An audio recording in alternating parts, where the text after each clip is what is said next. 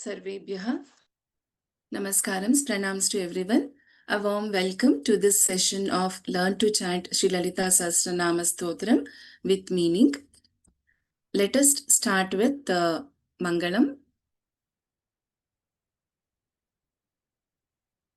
Gurureva gatir gurumeva bhaje gurunaiva sahasmi namo gurave na gurov paramam shishurasmi guroho matirasti gurau mama pahi guru.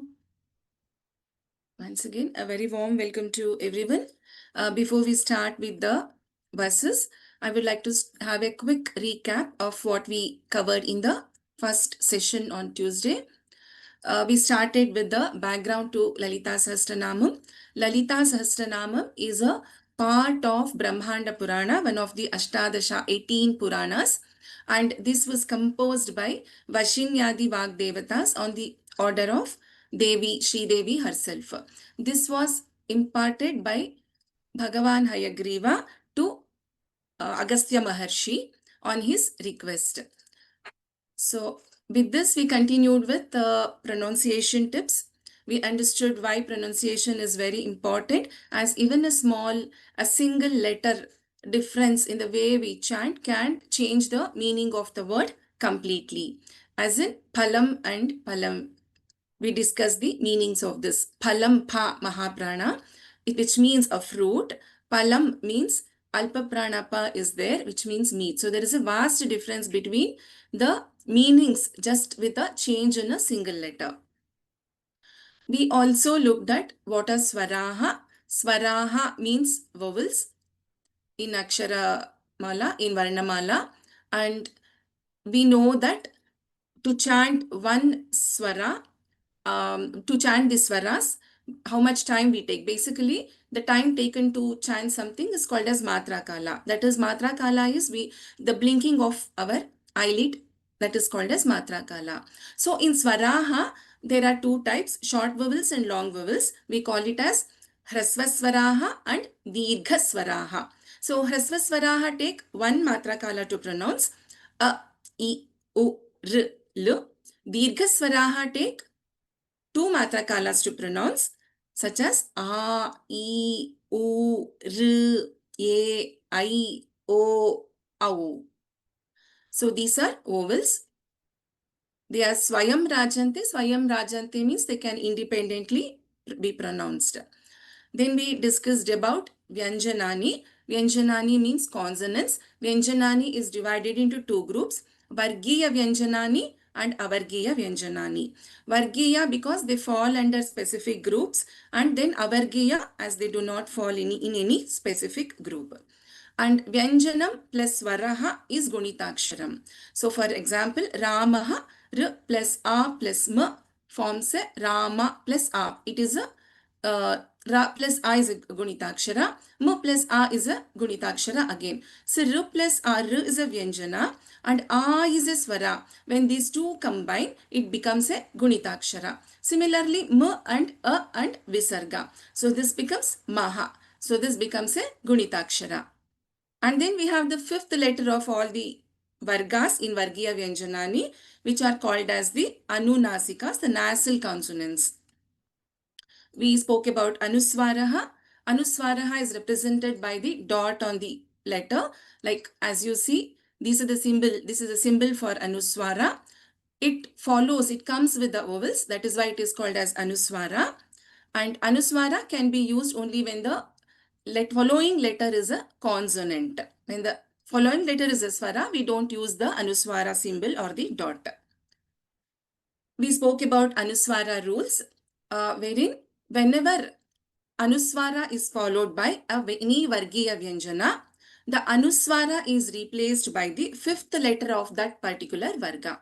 So for instance, in the last line of this Dhyana Shloka, Charanam and we have Dha. Charana, we have Anuswara, and then we have Dha, which is a consonant which comes in Vargiya Vyanjana in Tavarga.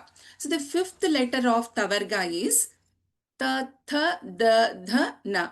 So this Anuswara gets replaced by Na. So when we chant this line, Ratna Ghatastha Rakta Charanan Dhyayet Paramambikam. We do not chant the complete Anuswara like Charanam, we do not chant. We can do that only if we are taking a pause after this Charanam. Let's say I want to take a pause after this Ratna Ghatastha Rakta Charanam. I take a pause and then Dhyayet Paramambikam. So this Anuswara rule is an optional one. However, we insist or we suggest this as a best practice. It's a recommended way. And if you use this Anuswara rule, please use it consistently across the entire Sahasranama. Then we spoke about Visarga rules. Visarga, when followed by Sakaraha, we do not chant the complete Visarga. Example, Shantihi Swastimati will be chanted. You're seeing the highlighted in blue, the text, the letter. Shantis Swastimati. Then we spoke about Jihva Muliyaha. So whenever a Visarga is followed by Ka or Ka, then the letter that which comes is Jihva Muliya, which is represented by the symbol. If you can follow the mouse which I am indicating. In the second line, first padam, Mahasaktihi, that is third padam of this verse, Mahasaktihi Kundalini. You can see the representation of Jihva Muliyaha. So we do not chant the complete Visarga here. Mahasaktih Kundalini.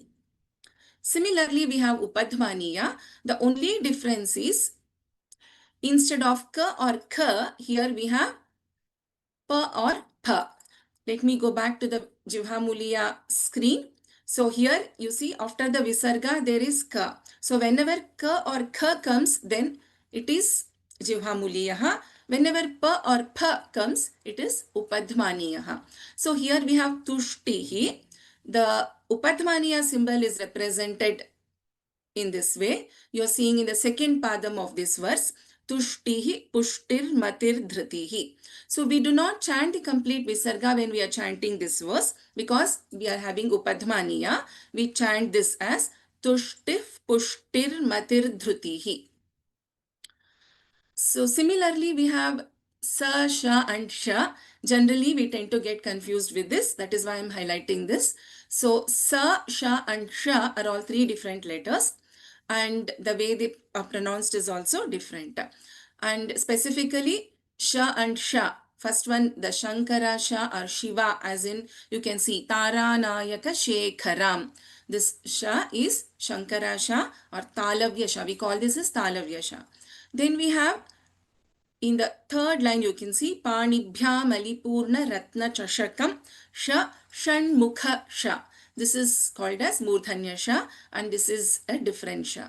So we should know these differences when we are chanting any shloka or any Sahasranama. Then we have the most important thing, Alpa Pranaha and Mahapranaha. So Alpa Pranaha are the letters where we put more efforts or more prana to pronounce. Alpa Pranaha are letters which wherein we put less effort or less prana to pronounce. Mahapranas are letters where we put more efforts or more prana to pronounce. So generally, the second and fourth letter of the Vargiya Vyanjanani of all the Vargas are Mahapranaksharas. For example, Kha, Gha, Cha, Jha, Tha, Dha, Tha, Dha, Pa, Bha. And in Avargaya Vyanjanani, the last four are the Mahapranaksharas, Sh, Sh, S and Ha. So when we are practicing, when we start learning some, there's a small technique that we use. So when we pronounce, when we chant an Alpa Pranakshara, if you can just keep a paper in front of you, the paper will not move if you say Ka. But whereas if you chant the Mahapranakshara, K, there is a small movement of the paper. G. I don't know if you're able to see. Let me. G. So the paper will move. This is a way to test the whether we are chanting it correctly or not.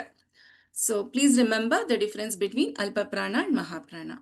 Then we have Samyuktakshara. Samyuktakshara is Vyanjana combining with Vyanjana. So let us look at the example directly. Let us look at the second line, first padam, Raga Swarupa, Swa we have. This is S plus va plus a. So there is a Vyanjana and Vyanjana combining here. This is a Samyuktaksharam, which we call as compound letter. So we come across many compound letters in shlokas. We have to take care that so that we pronounce or we chant each letter carefully. Then we have Varnadvitvam, doubling of consonants whenever we come across in compound letters. This particular rule, wherever possible, I will highlight it. The key to learn Varnadvitvam is to listen carefully. We discussed the structure of the class. Tuesdays and Fridays, we will go verse by verse. Panelists will repeat. I request all of you to repeat being on mute when the panelists are repeating. We'll also have the meanings at the end of the class. We will be covering a basic meaning of all the names which we come across in the Sahasranama. So with this, let us start with today's class, Dhyanam. We will start again. I will again chant with the, I will chant and the panelist will repeat. So before we start, as was told in the last class, let us offer ourselves humbly to the feet of Lalita Parameshwari, Sri Devi, and visualize her form. The most important benefit of doing a dhyanam before we start the Sahasranama is to get our focus and visualize the form of Devi so that we have that bhakti towards her.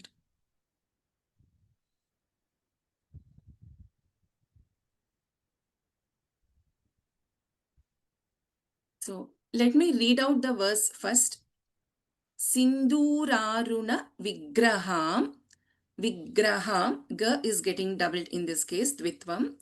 On Ha, we have the Anuswara, and the next word, Trinayanam. The first letter after this Anuswara is Ta. So, the fifth letter of the Tavarga replaces this Anuswara. So, Sinduraruna Vigrahan Trinayanam is how we pronounce this. Manikya Mauli Spurat. Mahaprana Pha Spurat. Taranayaka Shekharam. Kha is a Mahapranakshara. Smita Mukhi Mapina Vakshoruham. Smita Mukhi, Kha is a Mahaprana. Apina Vakshoruham. Ksha Vakshoruham. Panibhyam, Bha is a Mahapranakshara. Panibhyam Alipurna Ratna Chashakam. We have Sha, which is a Murdhanya Sha. Raktotpalam Bibhratim Bha. The second Bha in the last word of this line, third line, is a Mahapranakshara. Saumyam Ratna, Ta Anna, Ratna. Ghatastha, Gha is a Mahapranakshara. In Stha, Tha is a Mahapranakshara. Rakta Charanam Dhyayet. We have Anuswara followed by Dha. So there is the fifth letter of Tavarga replacing the Anuswara. Paramambikam. So this will be Ratna Ghatastha Rakta Charanan Dhyayet Paramambikam. So I will start with the Dhyana Shloka. I request you to repeat. Sinduraruna Vigrahan Trinayanam. Sinduraruna Vigraham. Sinduraruna Vigrahan Trinayanam. Sinduraruna Vigrahan Trinayanam. Manikya Maulisphurat. Manikya Maulisphurat. Manikya Maulisphurat. Manikya Maulisphurat. Taranayaka Shekharam. Taranayaka Shekharam. Taranayaka Shekharam. Smitamukhi Mapina Vakshoruham. Smitamukhi Mapina Vakshoruham. Smitamukhi Mapina Vakshoruham. Panibhyam. Panibhyam. Panibhyam. Alipurna Ratna Chashakam. अलिपूर्णरत्नचषकम् अलिपूर्णरत्नचषकम् रक्तोत्पलं बिभ्रतीम् रक्तोत्पलं बिभ्रतीम् रक्तोत्पलं बिभ्रतीम् सौम्यां सौम्यां सौम्यां रत्नघटस्थरक्तचरणाम् रत्नघटस्थरक्तचरणां रत्नघटस्थरक्तचरणाम् ध्यायेत् परामम्बिकाम् ध्यायेत् परामम्बिकाम् ध्यायेत् परामम्बिकाम्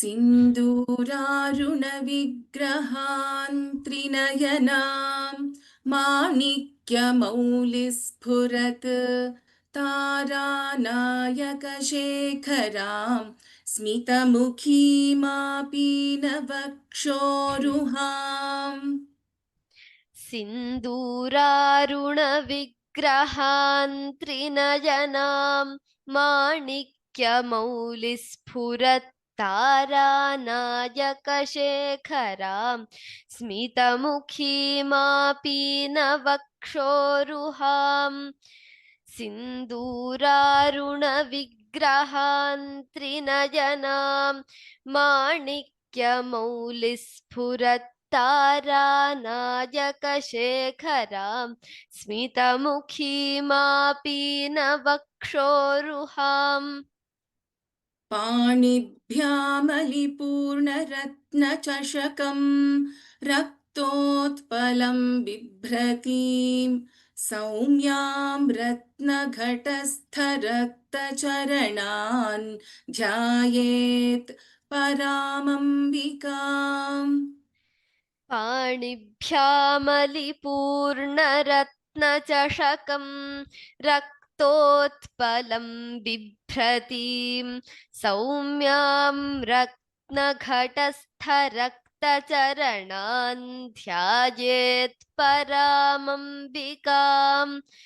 पाणिभ्यामलिपूर्णरत्नचषकं रक्तोत्पलं बिभ्रतीं सौम्यां रत्नघटस्थरक्तचरणान् ध्यायेत् परामम्बिकाम्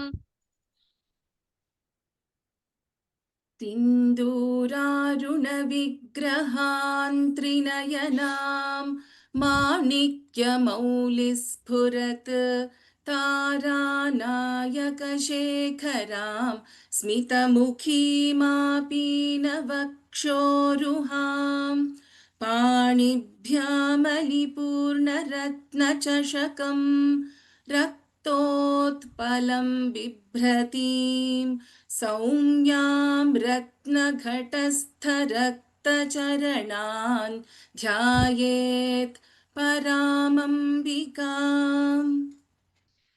सिन्दूरारुणविग्रहान् त्रिनयनां माणिक्यमौलिस्फुरत्तारानायकशेखरां स्मितमुखीमापीनवक्षोरुहाम् पाणिभ्यामलिपूर्णरत्नचषकं रक्तोत्पलं बिभ्रतीं सौम्यां रत्नघटस्थरक्तचरणान् ध्यायेत् परामम्बिकाम् सिन्दूरारुणविग्रहान् त्रिनयनां माणिक्यमौलिस्फुरत्तारानायकशेखरां स्मितमुखीमापीनवक्षोरुहाम् पाणिभ्यामलिपूर्णरत्नचषकं रक्तोत्पलं बिभ्रतीं सौम्यां रत्नघटस्थरक्तचरणान् ध्यायेत् परामम्बिकाम् Let's move to the second dhyana shloka. Let me read out the verse first. Arunam karuna tarangitakshim. So in Arunam we have Anuswara followed by the letter Ka, the consonant.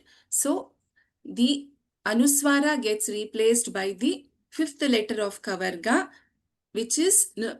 So Arunam karuna tarangitakshim Dhrita pashankusha pushpa bana chapam. Dhrita, dha is a mahapranakshara. Then we have pashankusha pushpa. In pushpa, sha is the murdhanya sha, shanmukha sha. Animadibihi avrutam. Bha is a mahaprana. Animadibihi. So when it combines, it becomes animadibhiravrutam. Mayukhaihi. Mayukhaihi. Kha is a mahapranakshara. Mayukhairahamityeva. Vibhavaye. Bha is a mahaprana.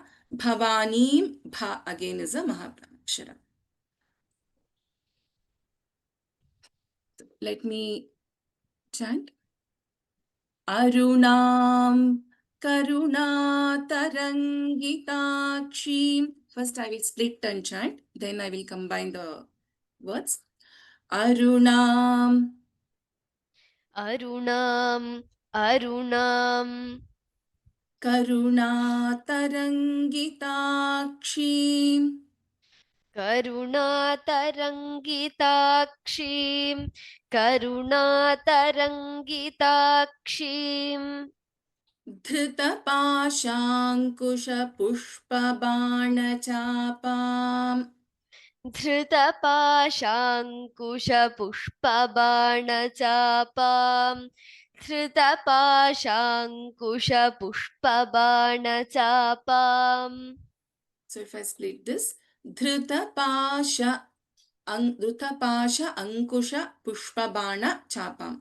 So we can take a pause after, for the sake of learning, we can take a pause after Kusha, Ankusha currently. Dhrutapashankusha धृतपाशाङ्कुश धृतपाशाङ्कुश Pushpabana Chapam. पुष्पबाणचापां पुष्पबाणचापाम् Animadibhihi अणिमादिभिः अणिमादिभिः Avritam. आवृताम् आवृताम् Animadibhiravrutam. अणिमादिभिरावृताम् अणिमादिभिरावृताम् Mayukhairahamityeva. मयूखैरहमित्येव मयूखैरहमित्येव Vibhavaye. विभावये विभावये Bhavanim. भवानीं भवानीं Arunam Karunatarangitakshim. अरुणां करुणातरङ्गिताक्षीम् अरुणां करुणातरङ्गिताक्षीम् Dhrutapashankushapushpabanachapam. धृतपाशाङ्कुशपुष्पबाणचापां धृतपाशाङ्कुशपुष्पबाणचापाम् Animadibhiravrutam mayukhairahamityeva. अणिमादिभिरावृतां मयूखैरहमित्येव अणिमादिभिरावृतां मयूखैरहमित्येव Vibhavaye Bhavanim. विभावये भवानीं विभावये भवानीम् We'll chant the complete verse now. Arunam karunatarangitakshim धृतपाशाङ्कुशपुष्पबाणचापाम् अणिमादिभिरावृतां मयूखैः अहमित्येव विभावये भवानीम्.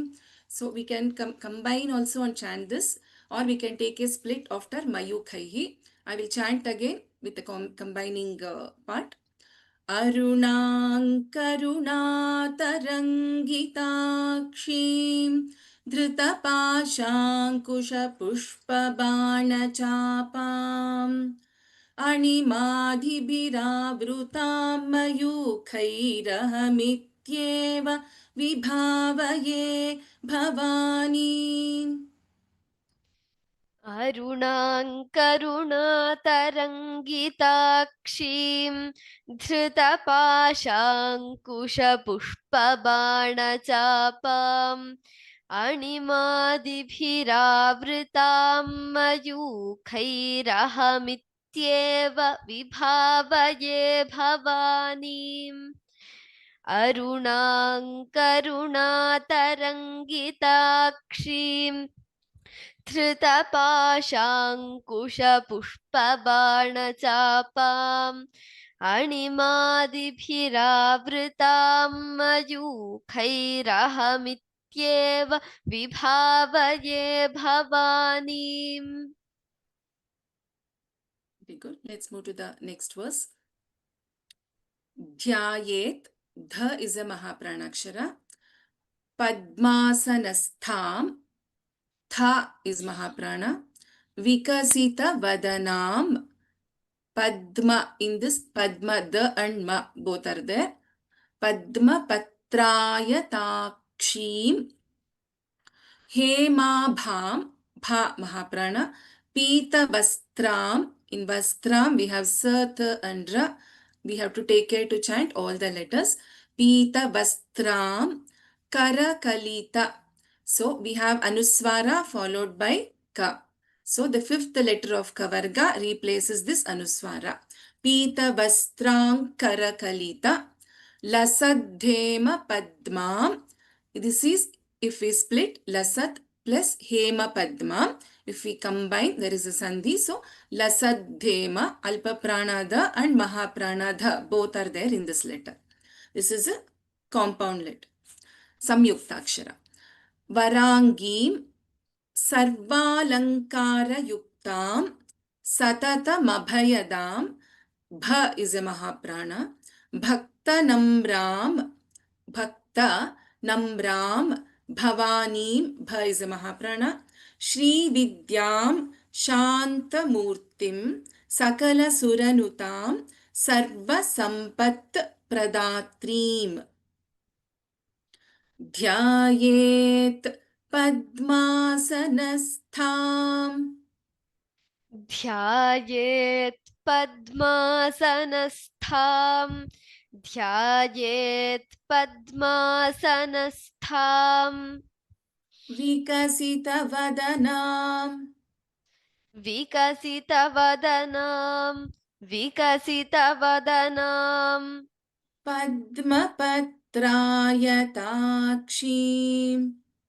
पद्मपत्रायताक्षीं पद्मपत्रायताक्षीं Hemabham Pitavastram.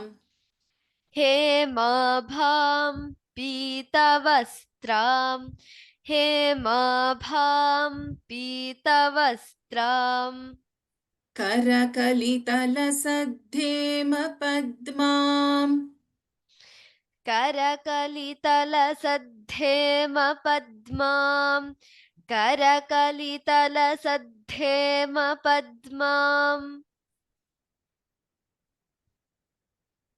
Varangim वराङ्गीं वराङ्गीं Sarvalankarayuktam ताम् सर्वालङ्कारयुक्तां सर्वालङ्कारयुक्तां सततमभयदाम् सततमभजदां सततमभजदां भक्तनम्राम्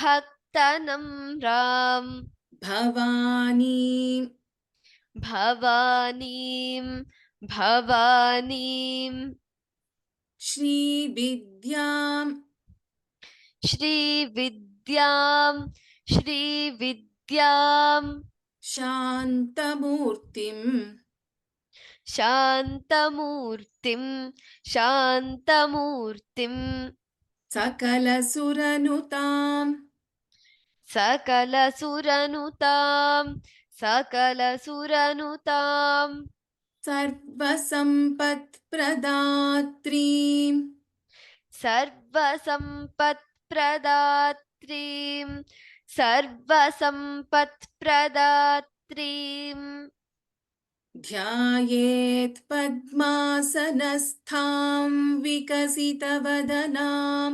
पद्मपत्रायताक्षीम् ध्यायेत् पद्मासनस्थां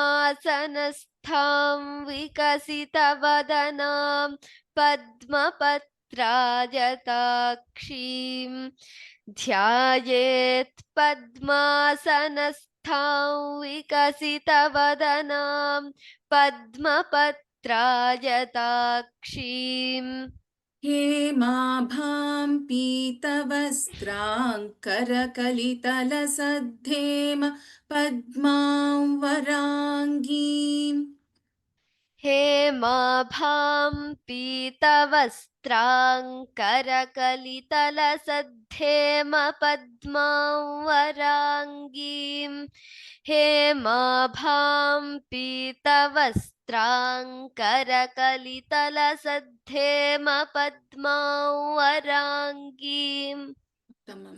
So, whenever we have a anuswara followed by va, again we do not chant the anuswara completely. In case of Padmasanastham and Vikasitavadanam, and here Padmam anuswara and Varangim. So, listen carefully. Trahi, can you chant these two lines again? ध्यायेत् पद्मासनस्थां विकसितवदनां पद्मपत्रायताक्षीं हेमाभां पीतवस्त्राङ्करकलितलसद्धेम पद्मां वराङ्गीम् Very good.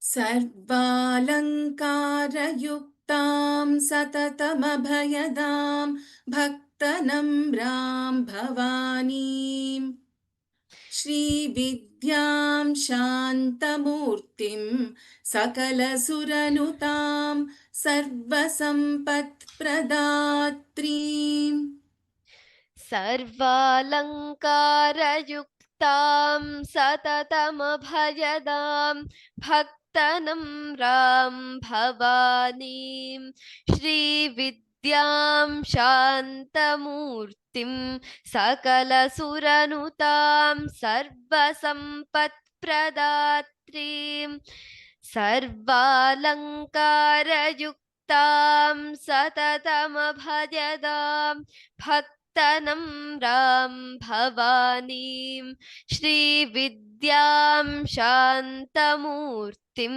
सकलसुरनुतां सर्वसम्पत्प्रदात्रीम्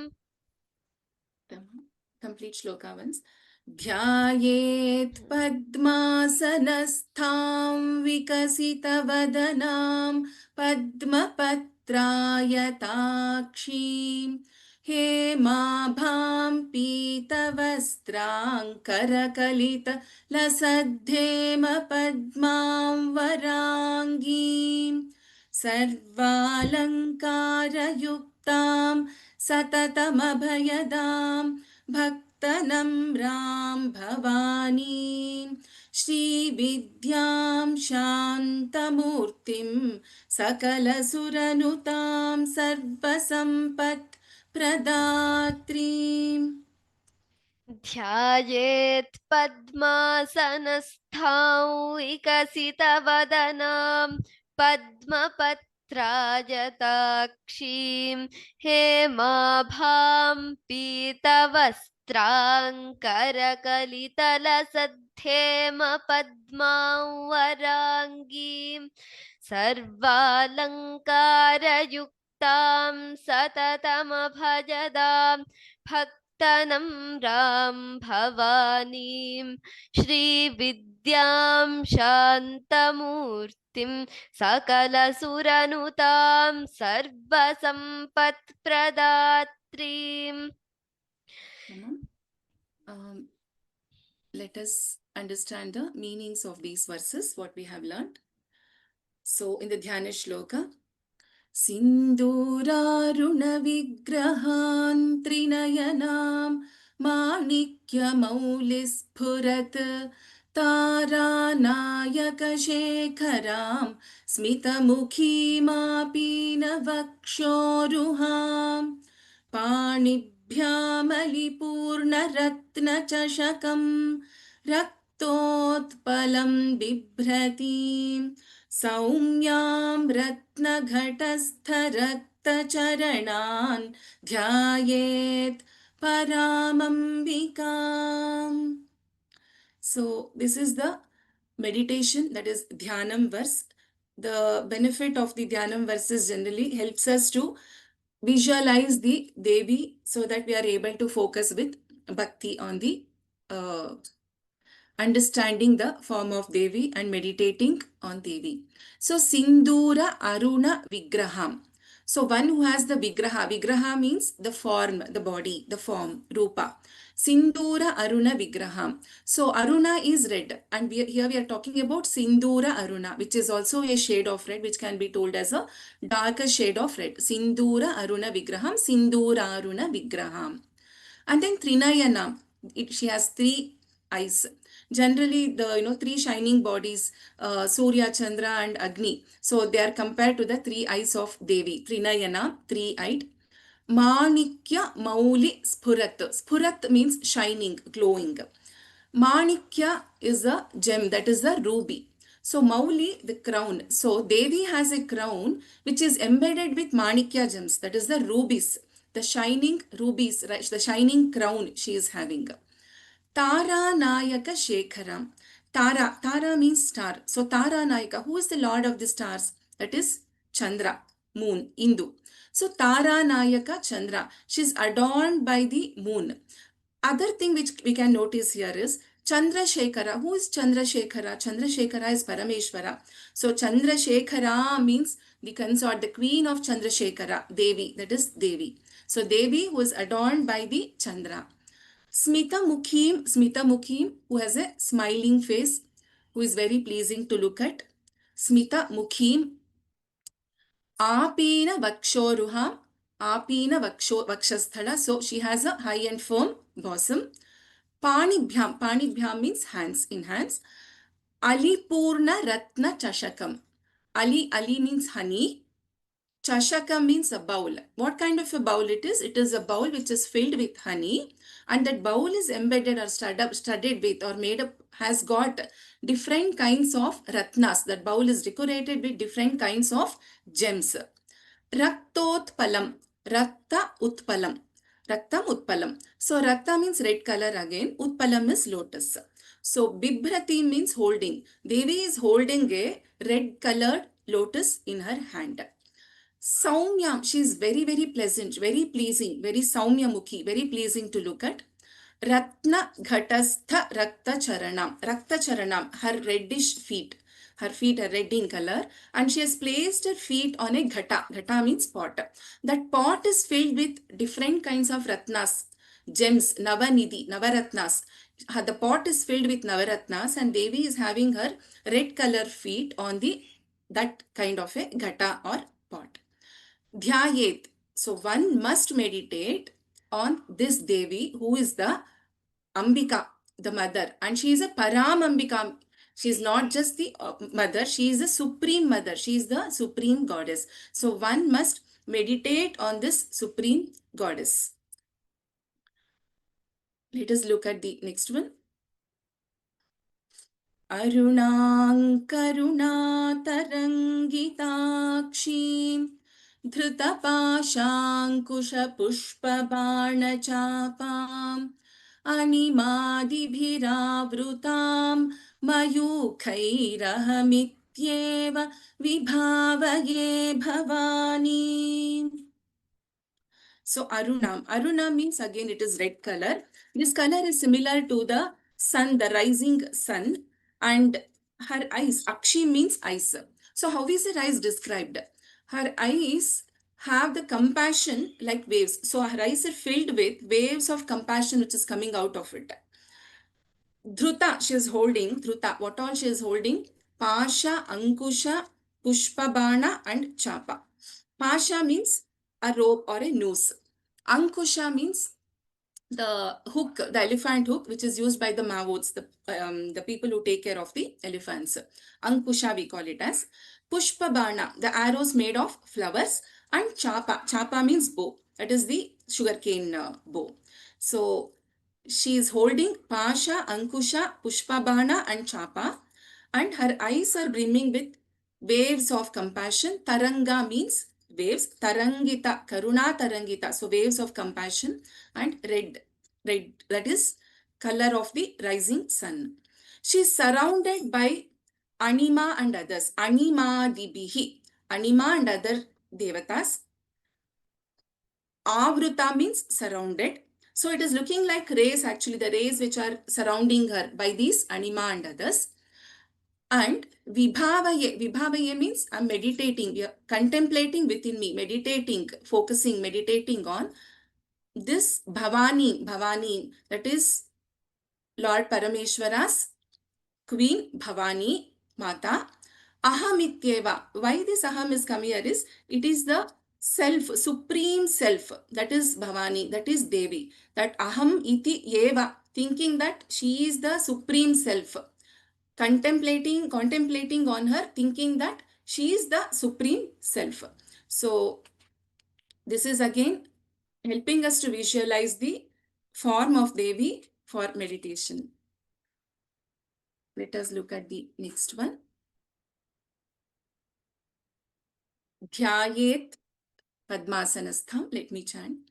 Dhyayet Padmasanastham Vikasitavadanam Padmapatrayatakshin Hemabham Pitavastrang Karakalitalasadhema Padmam Varangim Sarvalankarayuktam Satatamabhayadam Bhaktanamram Bhavani Shri Vidyam Shantamurtim Sakala Suranutam Sarvasampat Pradatrim.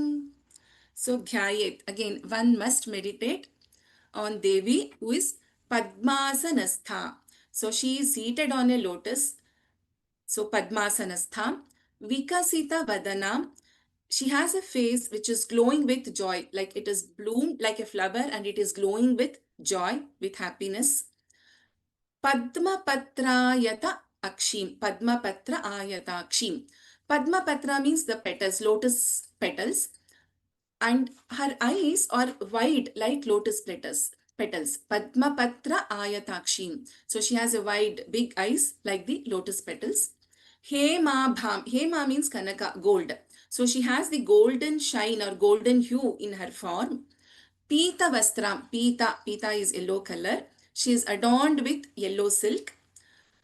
Karakalita Lasat Hema Padmam. Karakalita Lasat Hema Padmam. So in her hands, she is holding a Padma. That Padma is in a gold color which is shining.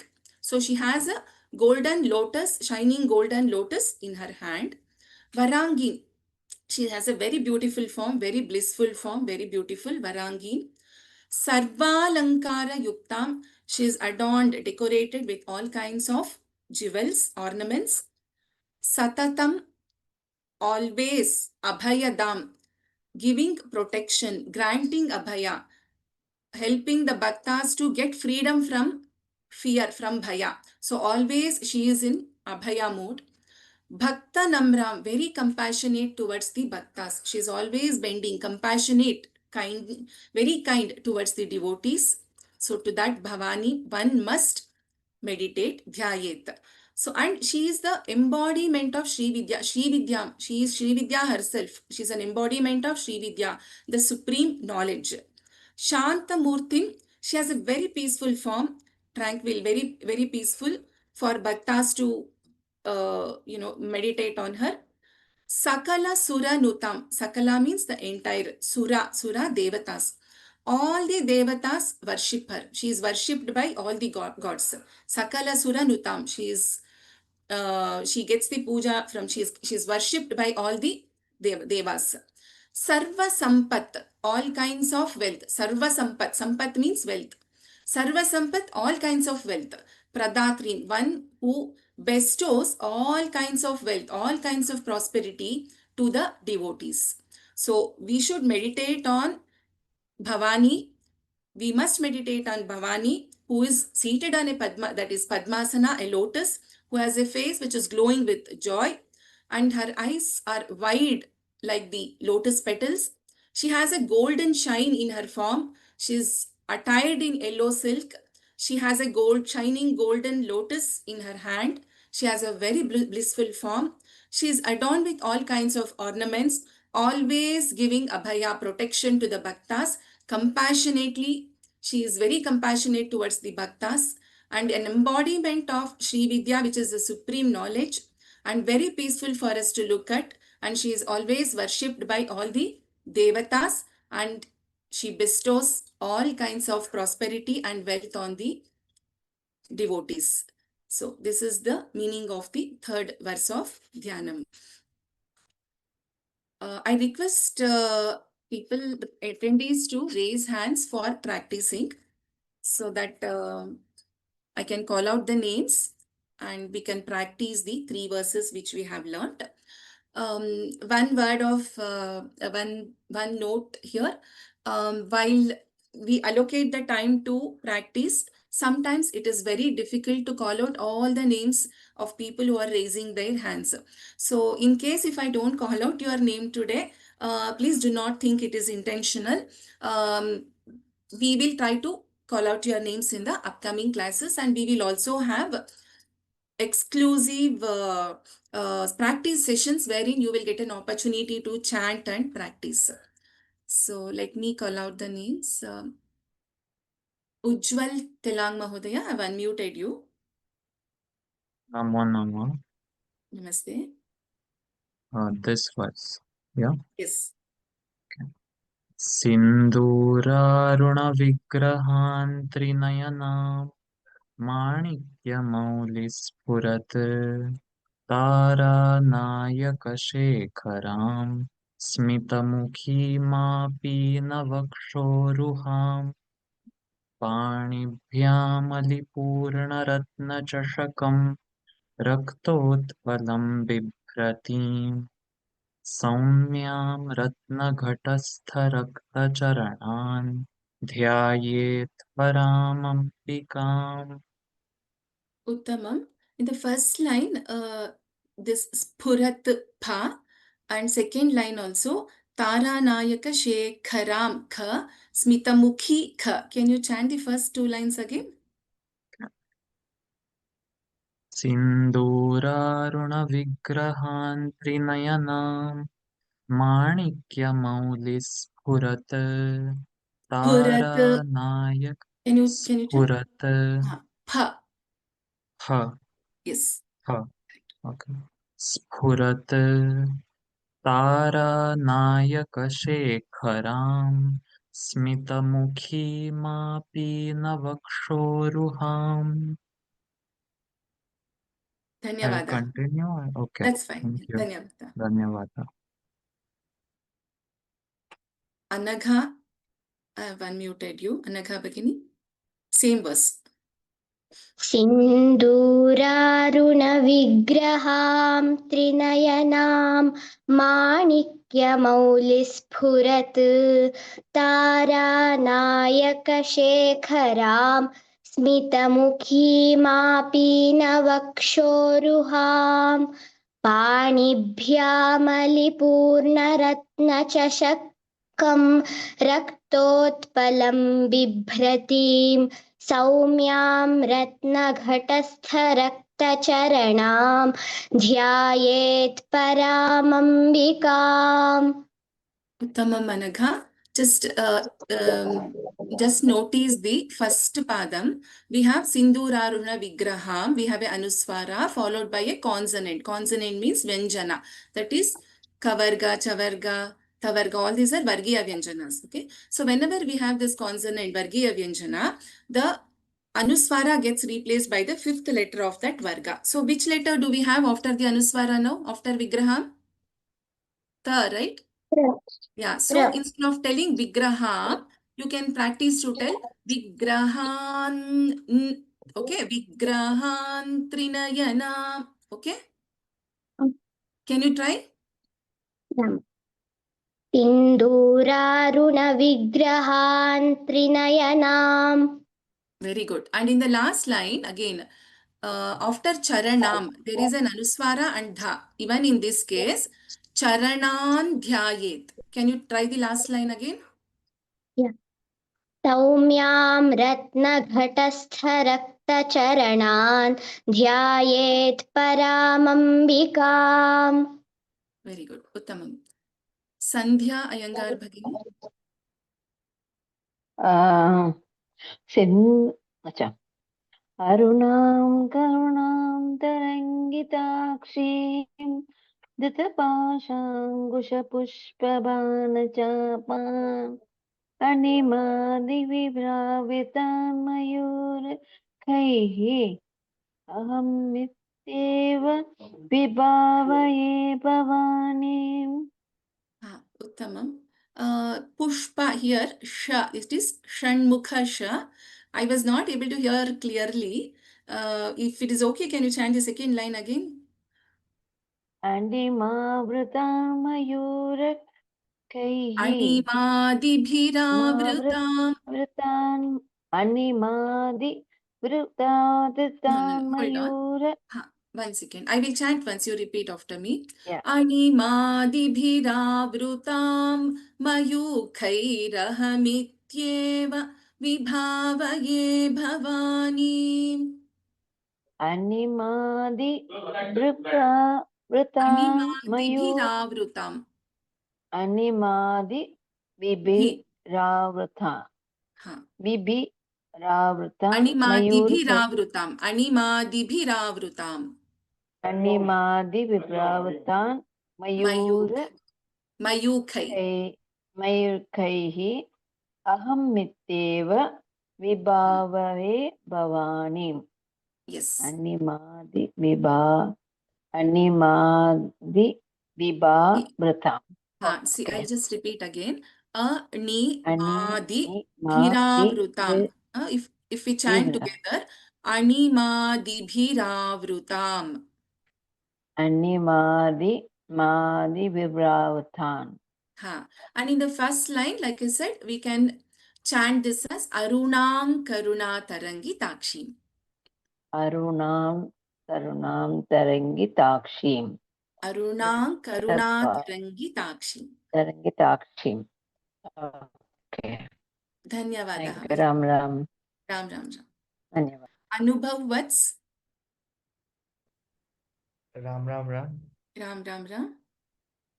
अरुणान् करुणातरङ्गिताक्षीं धृतपाशाङ्कुशपुष्पबाणचापाम् अणिमादिभिरावृतां मयूखैरहमित्येव विभावये Bhavani. Okay. Anubhav Mahodaya, can I chant and can you repeat after me once, please? Okay. Okay. Arunam Karuna Tarangitakshim करुणातरंगिताक्षी. Yeah. So in this case, since Anuswara and Ka, the consonant Vargiya Vyanjana is there, the fifth letter of Kavarga will replace the Anuswara. So this will become Arunang Karunatarangitakshi. करुणातरंगिताक्षी. Dhrutapashankusha धृतपाशाङ्कुश Pushpabanachapam पुष्पबाणचापाम् Animadibhiravrutam अणिमादिभिरावृताम् Mayukhairahamityeva मयूखैर्हमित्येव Vibhavaye Bhavani. विभावये Bhavani.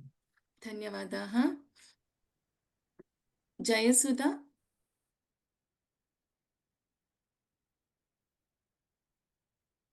Jayasudha. Bhagini. Hari Om, Hari Om, ma'am. Hari Om, Hari Om. ma'am. Ma'am, can you tell? I will repeat. Okay. Dhyayet padmasanastham vikasitavadanam. Dhyayet padmasanastamam Okay, I will vikas. repeat one by word, word by word, okay?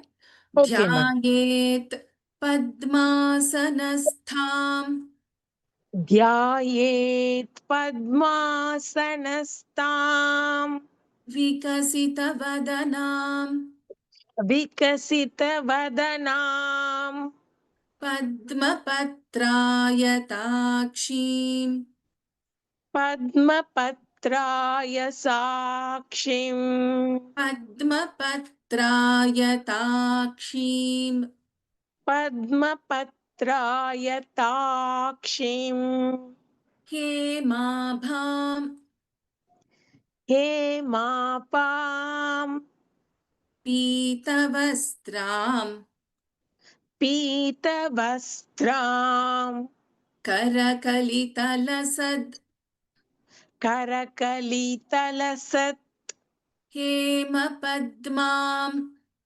hemapadmam varangim swarangi varangim. swarangi.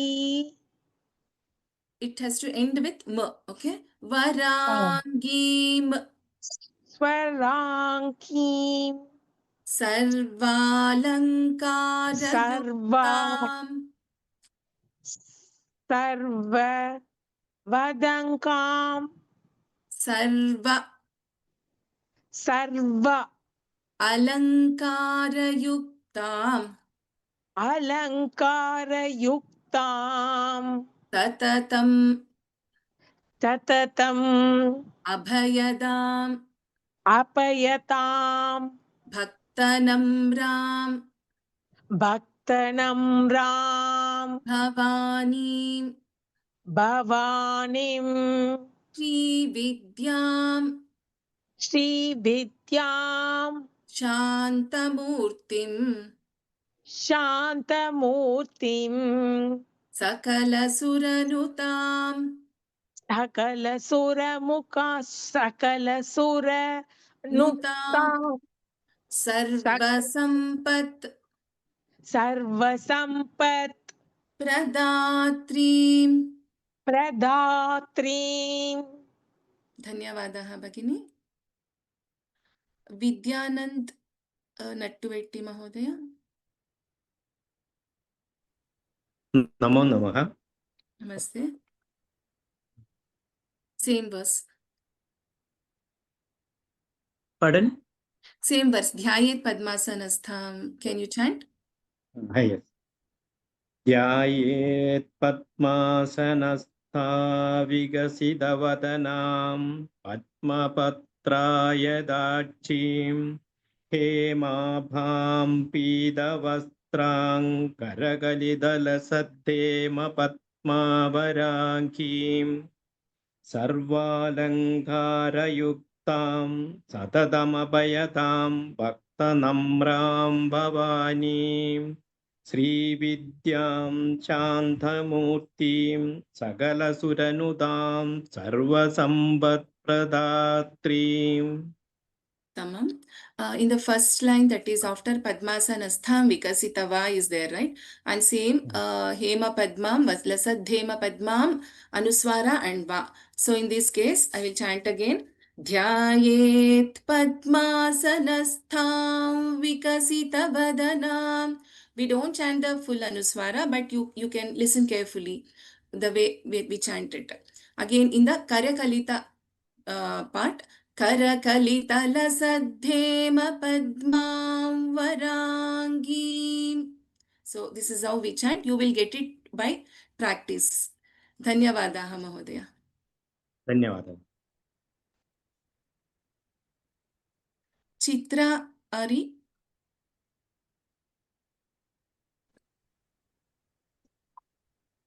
Bhagini, I have unmuted you. Yeah. Srimatre Namaha. Srimatre Namaha.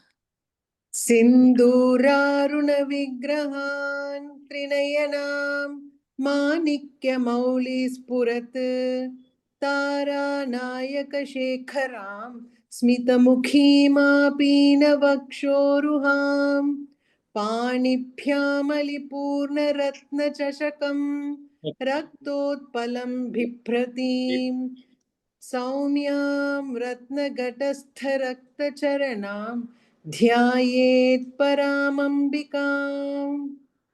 Uttamam.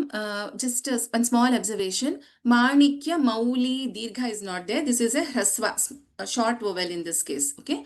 Manikya, Mauli. That's all. Mauli is not there. And in the last line, of course, it is little difficult for the first time, but you can try practicing with that fifth letter will replace the Anuswara Parasavarna. Ratna Ghatastha Rakta Charanan Dhyayet. Na will come in the place of Anuswara here because the consonant here is Dha. Okay, Otherwise, thank you. Dhanyavadaha Bhagini. Padma Bhagini. करुणातरङ्गिदाक्षीं धृतपाशाङ्कुशपुष्पबाणचापाम् अनिमादिभिरावृतां मयूकैर्हमित्येव विभावये भवानीम्. Uttamam. You can focus on the Mahapranaksharas. Do you want me to chant and you want to repeat? Yes. Yes. Arunang Karunatarangitakshim. Aruna Karunatarangidakshin. So here there is an Anuswara in this case. Arunam, there is an Anuswara. So, and it is replaced by the fifth letter in the Ka. That is no. So, Arunang Karuna. Arunang Karunatarangitakshim. Arunang Karunatarangitakshim. Dhrutapashankusha. Trutapashangusha. Pushpabanachapam. Pushpabanachapam. Animadibhiravrutam. Animadibhiravrutam. Mayukhairahamityeva. Mayukairahamityeva. Mayukhairahamityeva. Mayukairahamityeva. Vibhavaye Bhavanim. Vibhavaye Bhavanim. Dhanyavadaha Bhagini. The last verse for the day. Anu Kannan Bhagini. Ram Ram Bhagini. Ram Ram Ram. ध्यायेत् पद्मासनस्थां विकसितवदनां पद्मपत्रायताक्षीं हेमाभां पीतवस्त्रां करकलितलसद्धेम पद्मां वराङ्गीं सर्वालङ्कारयुक्तां सततमभयदां भक्त भक्तनम्रां भवानीं श्रीविद्यां शान्तमूर्तिं सकलसुरनुतां सर्वसम्पत्प्रदात्रीम् Dhanyavada Bhagini. धन्यवादः So there were a few questions last class also, couple of them, there were few mails which I had received on my mail ID, so just wanting to clear that. One of the prominent questions which has come is, when can we chant Lalita Sahasranama? What is the right time to chant? So the right time to chant is, of course, generally we do it in the morning and in the evening after lighting the lamp.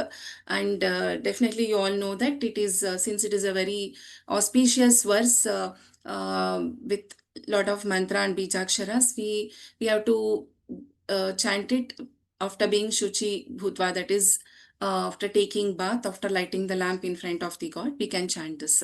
Same thing in the evening, you can chant after lighting the lamp. So anybody can chant. And in terms of benefits, there have been questions on which name is good and what is powerful. It is told by people who have done lot of Siddhi in Lalita Sahasranama that every name of Lalita Sahasranama is very powerful.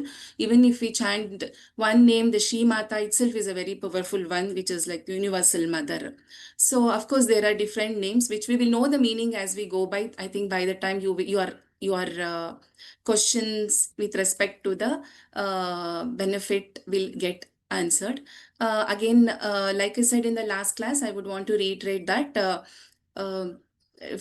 Bhakti, devotion is the first foremost thing that will address everything else. And some of you were had mentioned about the pronunciation aspects. Yes, it is difficult in the first few classes to get the right pronunciation. What I request all of you is to please start noticing, listening carefully, practicing.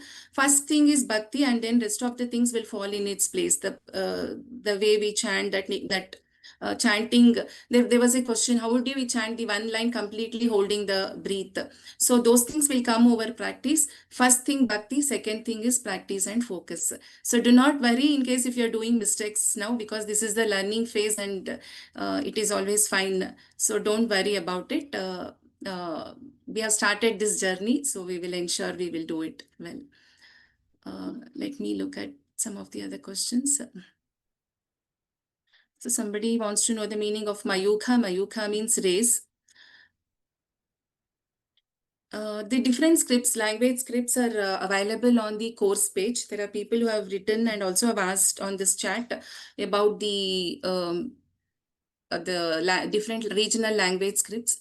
Please refer to the course page where you can download the script from. In case if you are not able to, I request you to write a mail to our Sanskrit from Home email ID or to my email ID so that we can help you with that.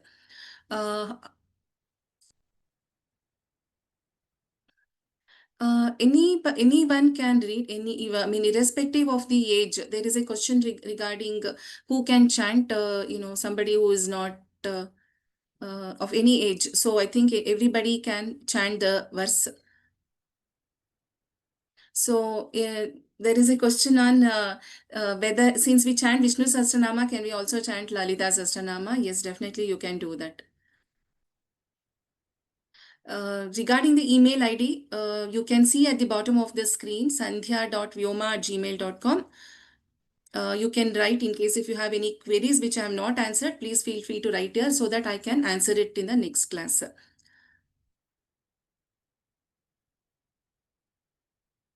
Regarding assessments, there have been a lot of questions on my mail ID also and even now. So don't worry about the assessments at this stage.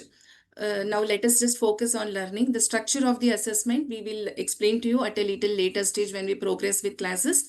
And it's not going to be a very difficult one. So please don't worry about it at the moment. Okay, so again, there are questions regarding the times when we are supposed to chant, we are not supposed to chant. Like I said earlier, it is very important to do this when we are in a, we have to be sure that we do it with a pure mind and definitely after taking bath. So we should not do when we have some kind of a sutakam or any other inauspicious events. So please be careful on that. And you can do it in the morning and evening anytime. That is, after lighting the lamp, you can do it. So for today, I think we will stop here. I have few more questions I have gone through. I will make note of it. I will try to address it in the next class. And also please feel free to write to me on this mail ID so that I can address this questions either on mail or in the class directly next. So with this, let us do the Mangalam and close the class. सर्वमङ्गलमाङ्गल्ये शिवे सर्वार्थसाधिके शरण्ये त्र्यम्बके देवी नारायणि नमोस्तुते.